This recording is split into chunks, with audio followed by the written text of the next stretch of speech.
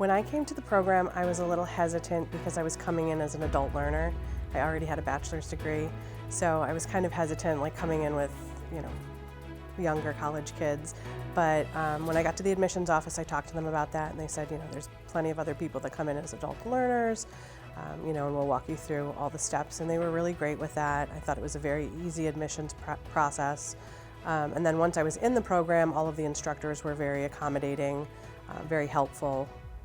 It was relatively easy to juggle my student life and my home life. My first degree was in education, and I decided to kind of go away from that a little bit. I was really interested in teeth, and I pursued my degree here for that, and then I was presented with the ability to do both. And I thought, wow, I could have the best of both worlds. I can teach, and I can teach about teeth. My experience with the program, with the instructors, it was very positive. And I can remember sitting and looking at my instructors and thinking, I really love what you do and I want to do that one day. I would definitely say make sure that you do some research on it, know what kind of career you're getting into.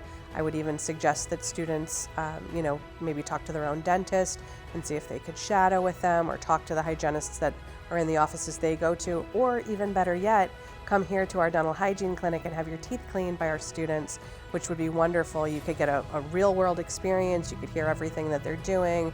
The students are wonderful about explaining those things, and I'm sure they'd be happy to talk to, a potential student coming in about what they do and what their experience is like, and it's free. Dental hygiene is very much in demand at this time, and that's nationwide.